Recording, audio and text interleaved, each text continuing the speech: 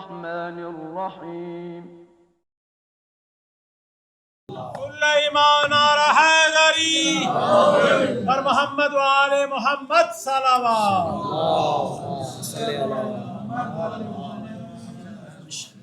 اعوذ باللہ من الشیطان اللعین الرجیم. بسم اللہ الرحمن الرحیم. الحمد للہ رب العالمین والصلاة والسلام علی سید الانبیاء والمرسلین سیدنا و نبینا و شفیع ذنوبنا و حبیب قلوبنا و طبیب نفوسنا ابی القاسم محمد وعلی اہل بیتہ الطیبین الطاہرین المعصومین ولعنۃ اللہ علی اعدائہم اجمعین من یومنا ھذا الی یوم الدین. اما بعد. صلی علی محمد و آل محمد. فقد قال اللہ سبحانہ تبارک و تعالی فمن حاجک فیہ من بعد ما جاء من العلم فقل تعالوا ابناءنا وابناءکم ونساءنا ونساءکم. صلوات پڑھیں محمد وعلی محمد.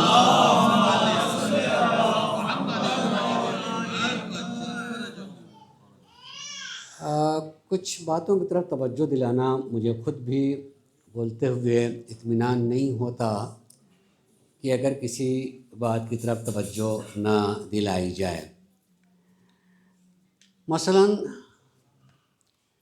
ہم دو لفظ بولتے ہیں ترکیب کے ساتھ، اس کو ہم علمی زبان میں مضاف اور مضاف الیہ بولتے ہیں. میں اس کی کوئی توضیح نہیں کروں گا، اس بحث میں آج محفل کا دن ہے. مضاف اور مضاف علیہ مثلا کہتے ہیں عید مباحلہ، عید الفطر، عید الاضحیٰ.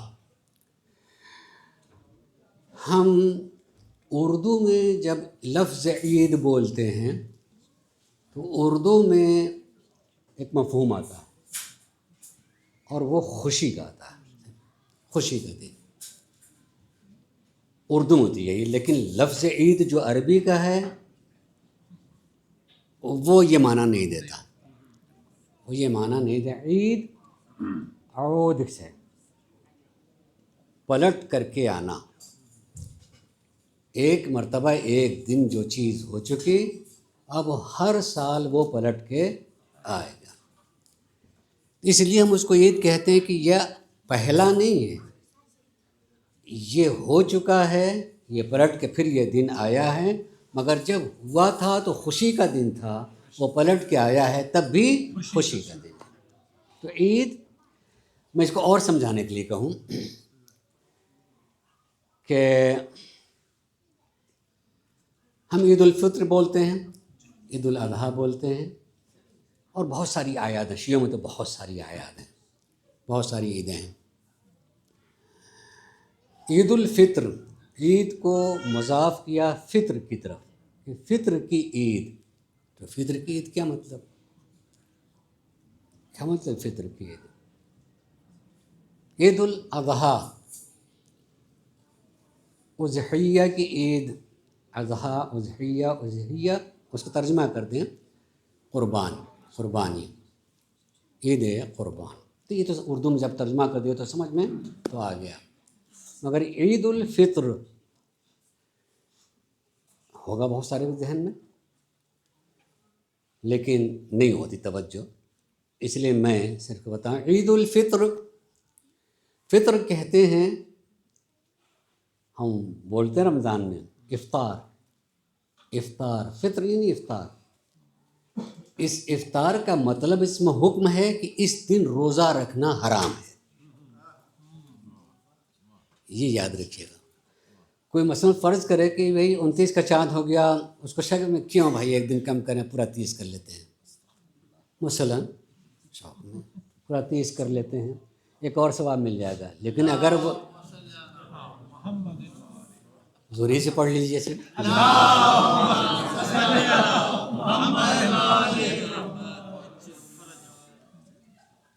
عید الفطر افطار کا، افطار کی عید ہے کہ اس دن روزہ رکھنا حرام ہے.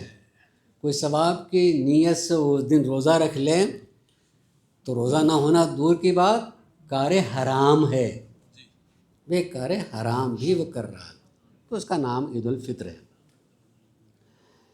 عید الاضحیٰ، اضحیہ قربان، ہم نے ترجمہ بھی کیا ان کے دن، قربانی کی عید، وہ ایک یاد دلاتی ہے کہ اس دن ایک قربانی ہوئی تھی کہ ایک باپ نے اپنے بیٹے کو اللہ کی راہ میں قربان کرنے کا فیصلہ کر لیا، اور فیصلہ ہی نہیں کیا بھی، یہ تو اللہ کی طرف سے حکم ہوا کہ نہیں اس کی جگہ دمبا جو ہے آ جائے، مگر اللہ کے اوپر اس نے یہ کام کیا۔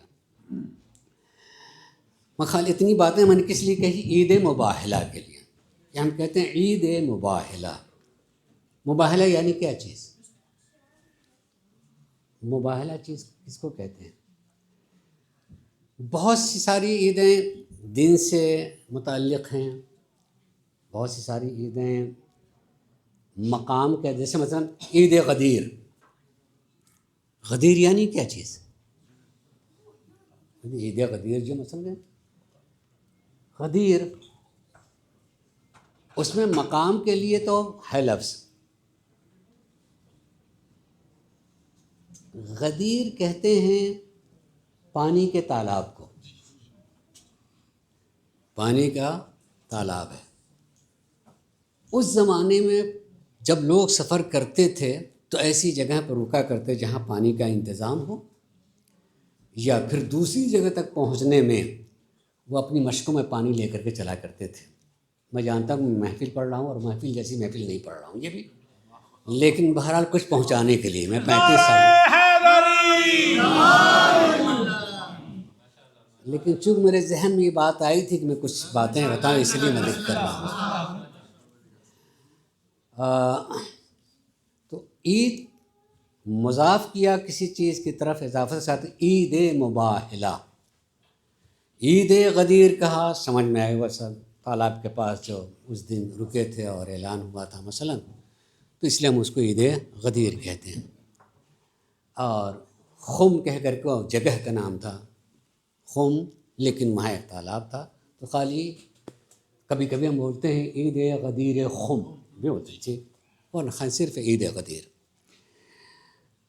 عید مباہلہ، مباہلہ کسی جگہ کا نام ہے؟ نہیں، کسی جگہ کا نام نہیں، کسی دن کا نام ہے مثلا؟ کوئی دن بھی نہیں ہے۔ مباہلہ کس کو کہتے ہیں؟ ہم اس عید کو عید مباہلہ کیوں کہتے ہیں؟ مباہلہ کہتے ہیں اس لیے کہ اس دن اردو کا لفظ بول کر کہوں تو جلدی سے، مباحثہ، ہم بولتے ہیں مباحثہ، یہ کیوں مباحثہ کر رہے ہیں؟ مقاتلہ، یہ کیوں آپس میں جنگ کر رہے ہیں مثلا، تو یہ ہے مباہلہ۔ ہے یہ مباحثہ ہی کے معنی میں، مگر یہ عام دلیل پیش کرنے والی نہیں کہ ہم ایک دوسرے کو دلیل پیش کر رہے ہوں، بلکہ اگر اب تم اپنے کو حق پہ سمجھ کرتے ہو، تم اپنے کو حق پہ سمجھتے ہو، تو تم بد دعا کرو۔ دعا ہمارا اردو لفظ بولی جاتی ہیں، دعا اور بد دعا۔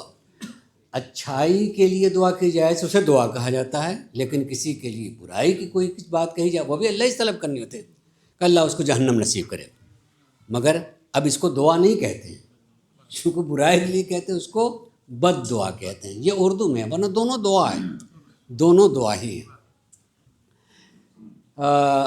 البتہ اس کا ایک لفظ کا فرق ہوتا ہے، میں خود کبھی کبھی اپنے اوپر شرمندہ ہوتا ہوں، لیکن اس شرمندگی کے ساتھ ساتھ اگر کوئی بات پہنچ جاتی ہے تو مجھے اچھا بھی لگتا ہے کہ دعا اور بد دعا کو عربی میں کہتے ہیں دعا لہو، اس کے حق میں دعا کی تو اس کو دعا لہو کہتے ہیں، اور اگر بد دعا کرنا ہوتی ہے تو دعا علیہ، اس کے خلاف دعا کی، علیہ اس کے خلاف دعا کی۔ تو دعا دونوں ہے، علیہ ہو تو بد بن جاتی ہے، لہو ہو تو دعائے خالص بن جاتی ہے۔ صلوات پڑھیں محمد و آل محمد۔ میں لفظ مباہلہ کے بارے میں کہہ رہا تھا، مباہلہ، اس کو مباہلہ کیوں کہتے ہیں؟ عربی کے میں بہت سارے مصادر ہیں اور ان سے بہت سارے کلمات نکلتے ہیں. باہلا یباہلو مباہلتن، اس کو عربی میں صیغہ مفاعلہ کہتے ہیں، اور اس کا مطلب یہ ہوتا ہے کہ یہ اکیلے نہیں ہوتی، ایک مقابل بھی ہونا چاہیے. آپ اگر کہیں کسی کے لیے بولیں تو اردو میں عربی میں مباحثہ بھی ہے، لیکن جب بھی آپ بولیں کہ مباحثہ ہو رہا تھا تو کیا آپ سوچیں گے کہ اکیلا کوئی بڑبڑا رہا تھا؟ اکیلے بڑبڑانے والے کو مباحثہ نہیں کہہ سکتے. وہ کر تو ان کا کچھ لگ رہا ہے کہ کوئی رگ جو ہے خراب ہو گئی ہے، کچھ سنک گئے ہیں، وہ اکیلے بڑبڑا رہے تھے. لیکن دو آدمی ہوں اور کسی چیز میں کہتے ہیں سچ یہ ہے، سچ وہ ہے، جھوٹ یہ ہے، بولا یہ کریں ہوں تو کہیں مباحثہ، یہ مفعلہ جس میں دو طرف ہونے چاہیے. اب اسے سمجھیے مباہلہ کہ اس میں دو طرف ہونا چاہیے، یہ اکیلے نہیں ہو سکتا، یہ اکیلا نہیں ہوگا، اس میں دو طرف ہوں گے. مگر باہلا یباہلو مباہلہ، باہلہ کہتے کسے ہیں؟ بد دعا کے لیے. اگر تم اپنے کو سمجھتے ہو کہ تم حق پہ ہو تو تم ہمارے لیے بد دعا کرو، ہم سمجھتے ہیں کہ ہم حق پہ ہیں تو ہم تمہارے لیے بد دعا کرتے ہیں. بد دعا کرنے کی نوبت نہیں آئی، مقابل نے صورت کو دیکھ کر کے، یعنی صورت کو دیکھ کر کے صداقت کو سمجھ لیا، صداقت کو سمجھا کہ اتنے صادق ہیں، کہیں کسی تاریخ میں نہیں آپ کو نہیں ملے گا، نہ پیش کرتے ہیں کہ ان لوگوں نے مباہلہ کیا. یعنی انہی نے بھی جو ان کے عالم دین سے کہا کہ آپ بد دعا کریں، ہم بیٹھے آمین کہیں گے، یا ادھر سے رسول اللہ نے بد دعا کی ہو اور ان کے ساتھی لوگ نہیں، ہوا نہیں ہے. خالی مباہلے کی دعوت دی گئی کہ چلو آپ مباہلہ کر لیتے ہیں. یعنی تم اپنے کو حق پہ سمجھتے ہو تو تم بد دعا کرو، ہم اپنے کو حق پہ سمجھتے ہیں ہم بد دعا کرتے ہیں، اور جو سچا ہوگا اس کی بد دعا لگے گی، اس کی بد دعا لگے گی. اسی لیے سامنے کے لوگوں نے اس میں قدم رکھنے سے پہلے اس سچائی کو دیکھ لیا، اس سچائی کو دیکھا، اور دیکھتے ہی انہی نے اپنے پاؤں پیچھے کر لیے، یہ کہتے ہوئے کہ اگر ہم مباہلہ کر لیتے تو ہم میں سے کوئی ایک بھی نہیں بچتا. یعنی سوچیں آپ کہ اس سچائی کو کتنا نمایاں دیکھا، اتنا نمایاں دیکھا کہ ان کے اثر میں اپنے کو جلتے ہوئے دیکھا کہ اگر ہم کر لیں گے تو ہم بچیں گے نہیں، جہنم میں جائیں گے. تو گویا ایسے صادق سامنے تھے کہ جن کے آئینہ صداقت میں آخرت کا بھی دن دکھائی دے رہا تھا. نعرہ حیدری، بر محمد و آل محمد صلوات.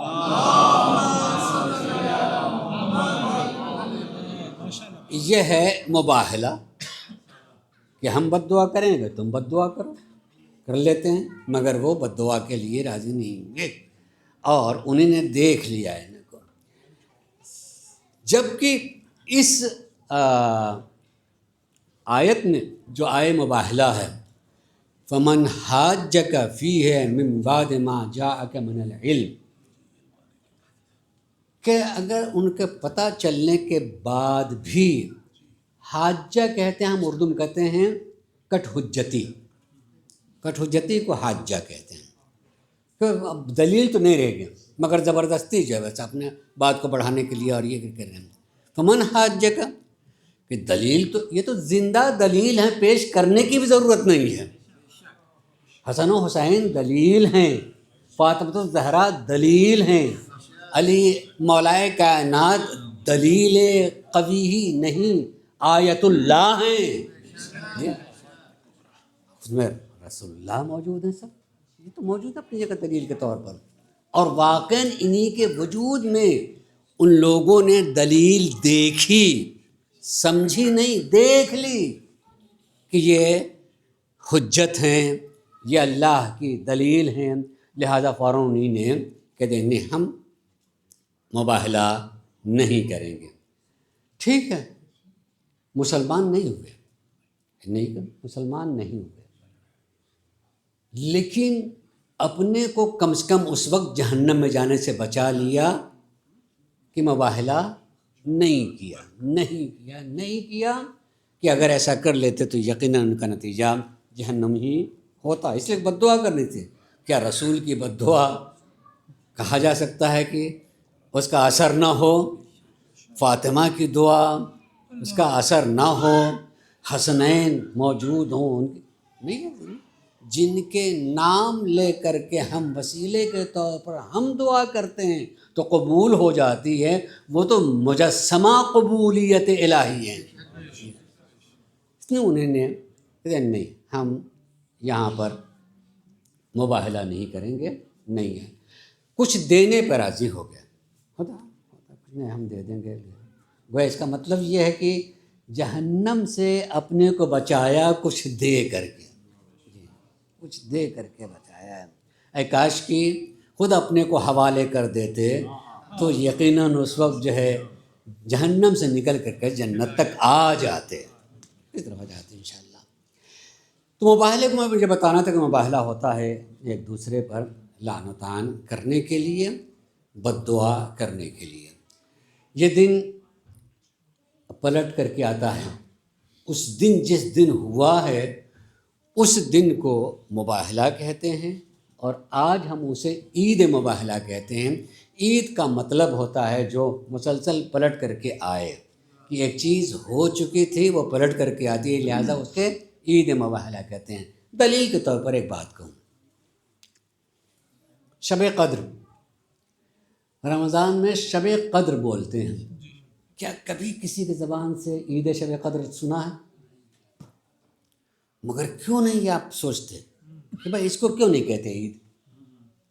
اس کو نوٹ کر لیجئے گا آپ جو میں کہہ رہا ہوں، کہیں کہ میں نے واہ واہ کی تو محفل نہیں پڑھی ہے، مگر ایک بات پہنچانے کے لیے، شب قدر کو عید کے ساتھ کیوں نہیں بولتے؟ ہر سال رمضان میں شب قدر ہوتی ہے، تو ہم کیوں نہیں اس کو عید شب قدر کہتے؟ اس لیے کہ شب قدر پلٹ کے نہیں آتی، عین شب قدر ہوتی ہے، یاد رہے گا۔ یعنی ایسا نہیں کہ رسول کے زمانے میں کوئی شب قدر تھی اور اب جو ہے ہر سال ہم اس کو مناتے ہیں، نہیں، جو شب قدر رسول کے دن تھے بالکل وہی قدر شب قدر پلٹ کے آتی ہے، اس کی یاد نہیں ہوتی ہے۔ جس کو یاد کیا جائے عید بنتی ہے، جو عین آئے شب قدر ہوتی ہے۔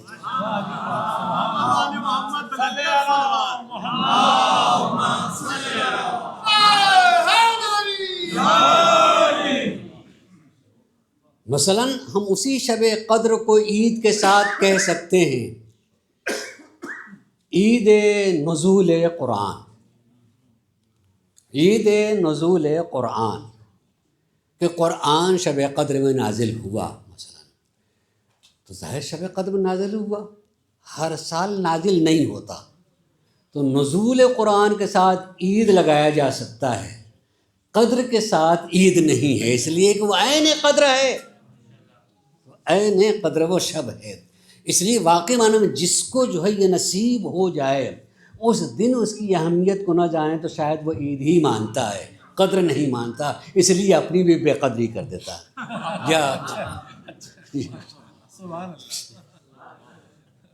تو عید مباہلہ کے مقابل، دوسرے کے مقابلے میں اس کے لیے لعن، یعنی اس کے لیے بد دعا کرنا، یقیناً وہ مسلمان نہیں تھے مگر انہیں نے پہچان لیا، انہیں نے پہچانا، اور ایسا پہچانا کہ ہمت نہیں ہوئی کہ ہم مباہلہ کریں۔ اس دن جو ہے ہم سب کو مل کے دعا کرنا چاہیے، پروردگارا اے معبود، پروردگارا تو بڑا کریم ہے، تو بڑا رحیم ہے کہ تو نے اتنی عظیم ہستیوں کی محبت کے چراغ کو ہمارے دل میں جلایا ہے۔